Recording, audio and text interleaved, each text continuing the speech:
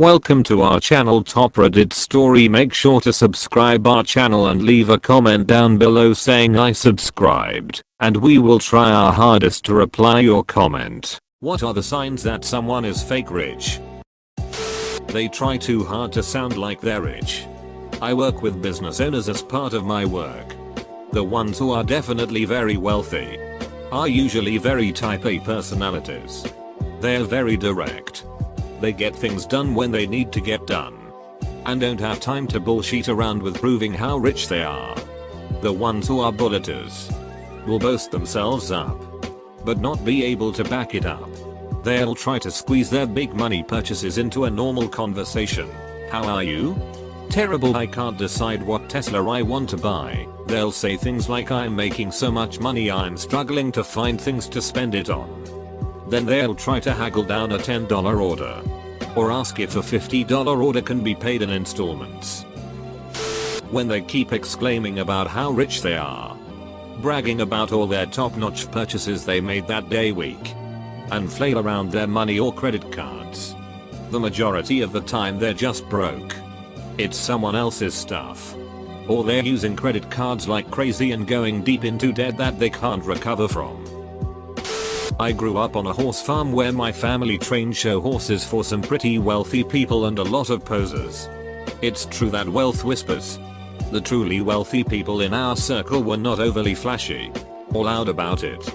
They owned top quality things, clothing, cars, horse equipment, and kept these things meticulously maintained. But I don't recall seeing a lot of overt branding logos. The biggest differentiator was their reason for being involved in the horse show scene. They truly loved riding and animals, and it was a big part of their family life, multi-generational involvement. They came to the barn, rode often, loved to groom their horses and spend time with them. The fake rich were usually in the scene for a few years at most, had a bunch of cheap yet flashy equipment, were loud, and invited their friends out to the shows to drink champagne and show them how fancy they were. They never came out to the barn, never wanted to groom the horses, or really care about them. They usually got kicked out of their barns for failure to pay training bills. Lol. Name droppers that mention wealthy people they claim to know to impress others. Actual rich people have nothing to prove. It's why you generally see that people who are filthy rich and people who are poor tend to be on the same wavelength. They don't wear flashy clothes or feel the need to tell anyone how rich they are or flaunt what they've been buying. Mind you, that doesn't apply to new money, so who knows? Like for example those ducking Kardashians. Speaking of new money, some 70% of lottery winners go bankrupt eventually. They are often either not accustomed to wealth or they have been fake rich their entire lives. So cash flashing is their MO.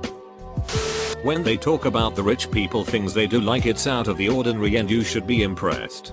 I worked an internship with a kid who was actually wealthy. Like got paid every week and just left the paychecks in a drawer in his house. And would give student loans to his friends with zero interest. He would talk about taking like month-long trips in Asia, Europe and flying to random places on a whim. And other weird rich people activities like they were regular activities. We could never get upset with him because he was just talking about his weekend. It's just so happens that his weekend was spent at a party for a company he invested a bunch of money in. He's also fun to talk to because he can sniff out fake rich people like a ducking drug dog. I work in wealth management. There is a huge difference between being rich and being wealthy. Our wealthy clients are, for the most part, very lovely people. They have manners and consideration for others. They aren't flashy and they don't talk about what they own have. But you see that they own all good quality products. They are also not crazy demanding. They don't yell at you. And they don't expect something for coming downtown. If I saw any of these clients out and about, we'd have a pleasant conversation. I wouldn't be hiding in the bathroom until they leave. The rich are people that are usually making under $100,000 but want you to think that they have millions. Everything is a negotiation because they don't want to or can't pay their bills in full. They are beyond demanding. They're rude and yell at you for things you can't control, like what the Dow closed at. And they take none of your advice and then blame you for them deviating from the plan. And if they own a BMW, oof. Get ready for a shitstorm client. Not all rich people own them. Not all BMW owners are jerks. And not all jerks drive BMWs. But they are the number one car of rich jerks. The wealthy tend to dislike BMW. And don't worry. They'll let you know that they have a BMW and you'll pretend like you're impressed. Obviously I have to be nice and friendly since they're clients. When they say they have 6 private jets but they only have 4. Come on Gregory, I know you're bulleting me. The rest aren't at your uncle's house. Ducking pathetic what poor people are doing these days. Taking pictures with money to post on social media. There is an old stat from the book The Millionaire Next Door that said only 25% of $1 million homes are owned by actual millionaires. Our area is full of ordinary looking newly built houses priced at over $400,000. Blemom has fake friends like that and they love to buy Louis Vuitton and expensive stuff they don't need just to rub it in. They work in a rundown hair salon with outdated styles. I have this theory that the larger the polo icon is on their shirt, the lesser the chances are they know anything about the sport of polo. You could expand that out to large logos in general. Actually, let's just expand this out even more. They spend more time talking about what they are buying wearing than they do talking about what they are doing. When they brag about being rich, buying an expensive car, etc. For really rich people a luxury car or an expensive house is regular stuff. You won't hear them brag about it. They'll brag about other stuff. You'll see a rich guy pull up in a brand new Rolls Royce and he'll brag about how well he did in the golf game last weekend. If they ever make a comment about how they have credit card debt, I have never in my life heard someone brag about their credit card debt. Oh, I'm sorry. I can't hear you over my enormous credit card debt. If they carry a lot of cash on them to show you how rich they are. $75,000 cardboard uses a debit card on everything. If you've got deep pockets, use white credit cards that come with great incentive packages. Credit card companies make money on those who don't have it. Those who have it make money off of credit card companies. Friend is working data analysis for credit card rewards programs right now. About 6% of people make money off of using their credit card. Interestingly, it seems also way less connected to wealth than I thought. As the obscenely rich have other people pay that sheet off on time, a large number of the rich who wouldn't pay someone to manage that forget to pay on time on a regular basis. Still definitely hit those without harder. At a guess I say this is due to the worse off of society not being well educated in financial management and thus not understanding about credit card not being free money. It's the cheapest thing in the damn store. Just Google their LinkedIn account and Glassdoor their salary. Then determine if they can afford the purchases with wiggle room or if they are likely paycheck to paycheck. Boom. Used to work in a trust department of major regional bank. The asshole in the Armani was in debt to his eyes. The nice old couple with old car, old house and clothes from Sears. Staggering wealth. No ego. No attitude. I met a bunch of them. When they become president and refuse to release their tax returns. Wearing a genuine Rolodex watch. Design labels everywhere and bragging about them and the restaurants you're eating at. And simultaneously mention how your credit card is maxed out. Yeah? Okay. Slight edit because typo. Truly wealthy people purchase things they like. Fake rich people buy things they think other people will like. Wearing too much gold. And talking about being rich. My wife's family is loaded, capital L, and they all drive 10-year-old cars. And live in $500,000 houses. They just don't flaunt it. Won't lie. Or theme of this thread seems to be genuinely wealthy people seem to at least partially either get or stay that way by understanding value. When I worked at the bank, the truly wealthy you would never guess it. The signs are subtle. If you look at someone and immediately think whoa they're rich, then they are most likely not. It seemed like every tool that came through in a sports car and flashy suit had a negative balance. I had to do repair on a pool in an office building. Turns out the space was the clubhouse and not the main location of business. Everything was brand new, including expensive and large televisions, chrome and crystal office chairs, and premium light fixtures in the ducting utility stairwell. The service techs were not allowed to sit on the furniture or stand walk on the carpet. I said to my boss that the business will go under during the next recession. No doubt. Too much was spent in the employee play area. And too extravagantly. I saw through the illusion they were trying to create. Our actual wealthy and secure customers aren't so obvious about it. Fake rich and new money are almost identical. The only difference is quantity. Both will be decked out in Gucci and Versace and likely Supreme. But fake rich will be taking photos with their mom's A4 and new money will be taking photos with their own Lamborghini. I see this a lot in my profession. They drive a luxury car that isn't too old, but they never fix anything and can't afford to trade it in when repairs are needed. Even predictable maintenance expenses and low-cost repairs are just too much for them to handle. At the first sign that their vehicle needs a common repair, they begin complaining about how it's been a lemon without any understanding of what a real lemon is in this context or how common the repair in question really is. 12-car garage but you only got 6 cars. Talking about all of the material possessions they own. Money is like sex. People that talk a lot about it don't have it. A dude at my work once hit it big on some commodities short and closed up just shy of $100,000 in a day. Rather than do anything sensible, he rented a private jet and flew about 15 people to New York City and burned through it all in a couple of days. A bunch of them had to grey dog it home. Being in a rush. I have known some rich people, but the ones who were truly wealthy never seemed to be in a rush. Another drink? Sure. Stay a couple more days? Why not? People who have to constantly work for their money can't take time on a whim. Wealthy people can do whatever the duck they want with their time. I married into money and come from an area where old money hides what it has unless you are invited into their homes. The thing is, what the new rich don't realize is that old money is very amused by their status preening, and it is true what they do value is of the best quality and is kept for years. Hello 15-year-old riding boots.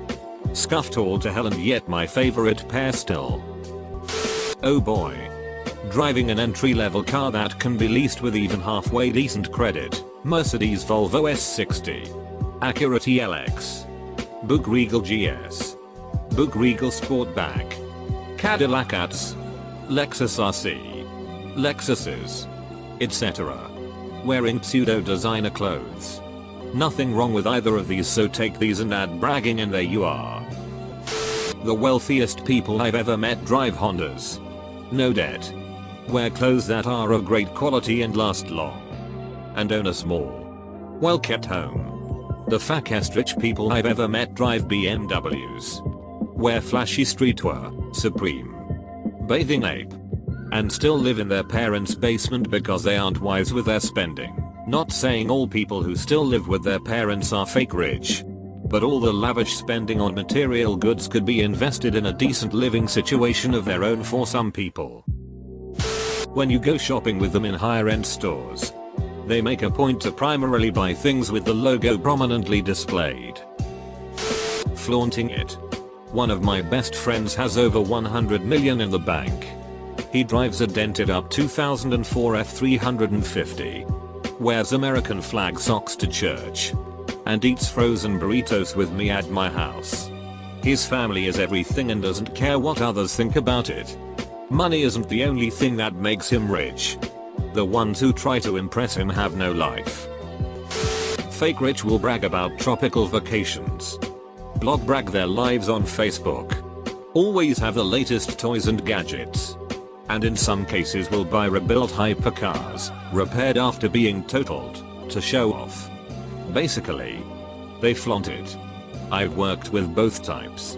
I was the VP of a hospital volunteer network for 2 years. When the hospital had their meeting for donors, most people were overly dressed and trying to brag. Then there was this guy in his 90s who wore sweat pants and had someone get him Burger King mid-meeting. Guess who the millionaire was?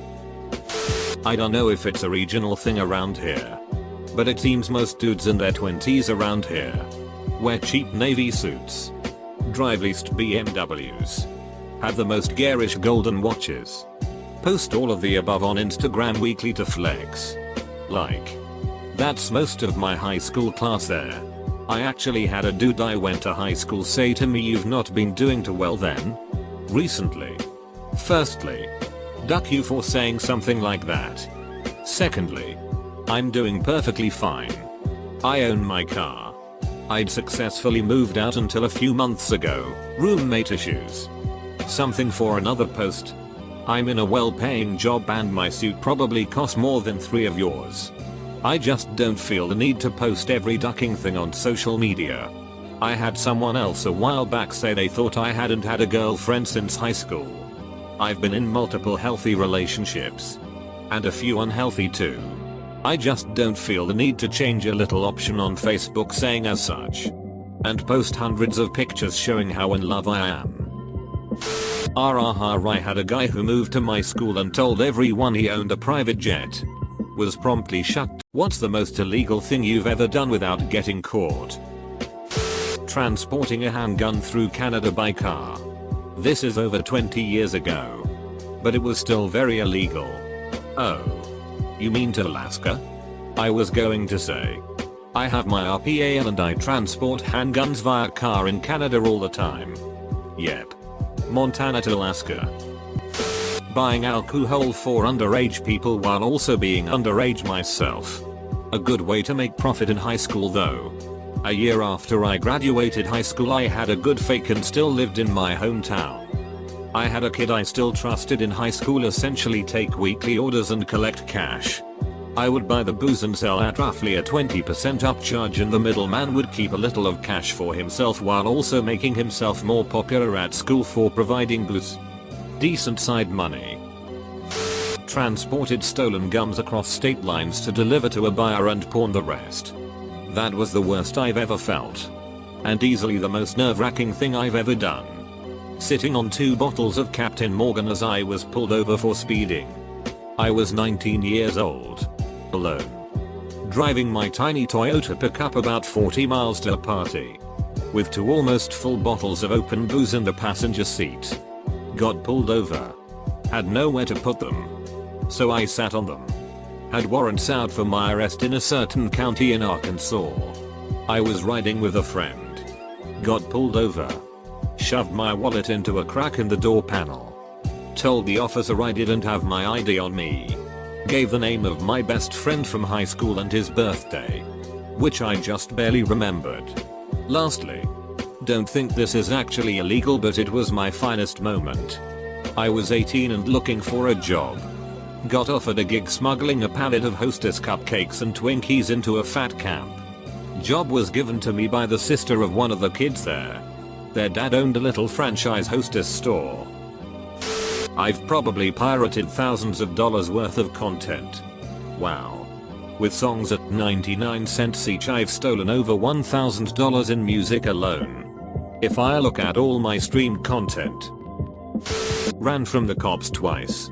Successfully each time. I'm 2-0 with the 5-0. The trick is if you hide behind the mountain. The wanted level will eventually drop the stars before they reach you. Did a multi-state road trip with a bong and joints being passed around the car whole time. Looking back on it I feel like a ducking idiot. With pot becoming legal in more states they're going to have to find a way to regulate how much you can have in your system to legally drive. Once I looked at the speedometer and saw I was going 20 over the speed limit. So I slowed down and checked the rear view. No cops. Went to the Disney website without my parents' permission. I don't think this is funny. I need to think about what you did. I walked into the women's changing room after swimming accidentally. Luckily there was no one showering. A bunch of showers when you walk in. Walked out immediately. No one saw. Well, I was a drug dealer for 20 years. How did you avoid getting caught for 20 years? Like you Connecticut said. Be careful who your customers are. I also changed my phone and where I lived a lot. I didn't have customers come to my house. I wanted as few people as possible to know where I lived. It also helps to have a good friend you can pay to sit on your stash for a few days. When I started selling lots and making a lot of money, I had a separate flat that I only used to store my stash. Was set to have a party at a friend's house one night. Arrived to see a cop car outside his house. Didn't have anything illegal with me, so nonchalantly walked in the back door. Cop had apparently came to tell his parents that there had been reports of underage drinking in the area and that they should keep track of the neighbors as well as their own kid. People started showing up after. And I was about to go out and buy drinks around the corner because I was the only one with a fake. Went out to see a police car in the parking lot of the place. With the same officer who was at my friend's house inside. Luckily, he never saw me at my friend's house. Or had any idea I was underage. I walked in. Took a case of beer to the counter. Gave my ID. And paid. Even said goodnight to the officer as I walked out. He had no idea. TLDR. Bought alcohol as a minor within 10 feet of an on-duty cop. Transporting live ammunition though airport security post 9/11. Not sure how it happened. But mid-flight I realized I had a pocket full of 9mm and a few 22 LRs from shooting earlier that day. Total accident. Nice going. It's Use someone else's Netflix account. Back in 2010. While I was in my college library computer lab. I overheard a girl telling her Netflix password and email to another girl. I memorized it and used it for 6 years. As a senior in high school, we broke into a house that was used as a photo studio. Old as hell. Filled with props and like old computer equipment from the 90s. Had been empty for a long time. It was set to be demoed anyway in the next few months. So I took a Windows 95 disk. And this hatchet thing that probably went to an Indian costume. My friend took a dump in this toilet cause he's an ass. And then sprayed a fire extinguisher all over this bathroom. Spent a lot of time looking at old photos mostly from the late 80s to the 90s. We bailed after these construction guys came in to inspect the place. We went back to my friend's place.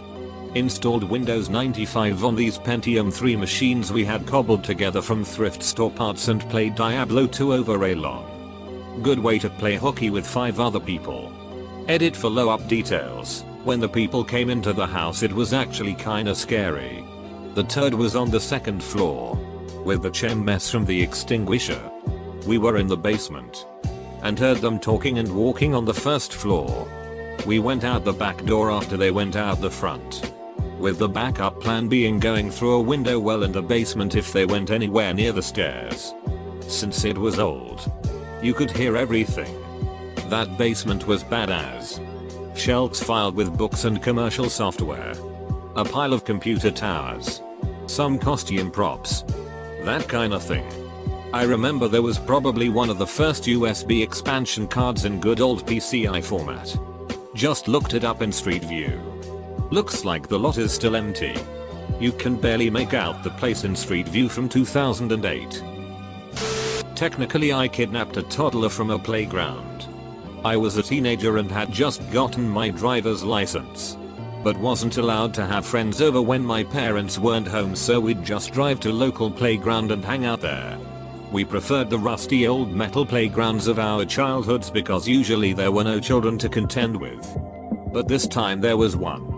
And he was all by himself. We were going to let him be. But he got his toy car stuck in something and enlisted us to help him out. Once the car had been rescued, he asked us to buy him a Slurpee. We said no. That maybe he should go home and ask one of his parents. Instead of going home, he had a fit and pissed his pants. It was at least 100 degrees that day. So after about 30 minutes with a wet crying toddler and no responsible party in sight, we decided to give in and take him to the gas station. It was essentially within sight of the playground. So we sat him on a beach towel, strapped him into the backseat of my car, and drove to the gas station. While I was waiting in line to pay or 3 Slurpees, I realized that technically I just kidnapped a 3-year-old from a public playground. So I finished the transaction as fast as possible and then hurried back to the park. Still no adults were present. But the park was beside the community center. Fearing the wrath of an angry, but irresponsible, guardian, we parked outside the community center building and I walked inside with him. A group of senior citizens was taking a square dancing class. So I instructed him to go up and knock on the door to the classroom and say, "I'm lost. Will you help me?" I really hope he found his parents. If not, he probably got an adopted grandma. Yes, I know this was irresponsible. But I was a teenager and a very naive one at that. I was just trying to prevent the kid from getting heat stroke. But yeah. Technically I kidnapped him and never got caught. I forgot I had a bunch of drugas in my bag when I was crossing the border from Thailand into Cambodia. If you know anything about the drug laws in Thailand, you know that they aren't big on giving out a slap on the wrist for any kind of offense. Stole a bottle of vodka off the shelf of a grocery store when I was 2 years too young to buy it. Also that other thing that I don't even think I can mention on Reddit. My friend and I allegedly stole a duck ton of cough meds from a Walmart. I found a set of keys someone had dropped when I was walking past a warehouse one night. Later that night I went back and they opened a back door. I was in and had the entire run of the place. It was some grocery store distribution warehouse. After ducking around I made copies of HTE keys and then dropped them off in the mail slot. They never changed the locks and I was able to get back in any time I wanted. Since I was a homeless teenager at the time, I would sneak in late at night. I found a place to sleep. I'd eat my fill of whatever I found and then would clean up the mess and be out before these guys showed up early in the morning. I lived there until I got a job that enabled me to have a place of my own. Even then I'd often sneak in. Make sure I could get food for a meal, toilet paper, and then leave. This was 30 years ago and I still have the key. One time my mate Callum and I broke into this abandoned building and we wrote "Ming" on the wall in red spray paint, the kind that doesn't wash off. And then later we found out it was gonna be demolished the next day anyway, so we were well miffed about our graffiti being removed, so we came by the next day and there was some concrete being poured in front of the building, so we wrote the words "Ming" and plunged there with our fingers and it's still there if you look closely. Mate, you should have been there, it was ducking mental. I used to be a drug dealer who sold everything under the sun. Now I am totally against that life, not the drugas. The lifestyle. I committed genocide once. Took a whole Kleenex but I think I got rid of all the evidence.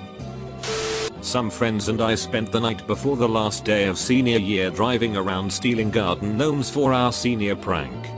Which would involve putting all of the gnomes on the front lawn of the school. Which we thought would be hilarious for some reason. We just drove house to house and jumped out to grab whatever we could find and threw it in the back of my friend's car. We finally get enough to go to the school and get to work. And realize there's no ducking way we could actually get away with this. It would take forever and there were definitely cameras set up. So we drove down a gravel road and threw all the gnomes into a construction site while terrified and yelling at each other to shut up. We drove by a cop on the way out and I still have no idea why we didn't get stopped driving around a construction site like that. We never spoke of it again. So yeah, I'm not great at pranks. Smoking weed in Indiana. With how certain law enforcement handle it around here. Especially in the small town I live near. You'd think the bud that was being lit up in my bowl would be the remains of their ancestors. The most illegal thing I don't talk about on Reddit. In truth, only 2 other people know about that one. And I regret it being that many. Second most has to be the time I fished credit card info from idiots on B. Created a fake Amazon account. And sent hundreds of dollars in dildos to a neighbor I didn't like. Became a skilled shoplifter when I was in junior high. Got so good at it. I started taking orders from other kids. Candy. Gum. Books. Cologne. Video games. And selling them stuff at a discount. Turned my locker into a convenience store. Turned quite the tidy profit. Robbed a drug dealer's apartment while he was out. Only took bongs and pipes. What's he gonna do? Call the cops? They stole my paraphernalia. Officers. Smoked pot on the roof of the police station downtown. Also used to steal empty kegs from behind restaurants and return them for the deposit. I'm not proud, but it was so easy. I worked at a auto parts store with no cameras years ago. During closing hours there were only 2 employees. One counting the register, the other taking out the trash. So while I took out the trash I also stole anything I needed. Rotors. Pads. Air fresheners. Cold air intake. Police scanner etc. Easily 3,000 worth of items. I did this for 2 years, then I quit and got into my career field. I do not condone stealing. I would not do it again. I was young and broke as shit.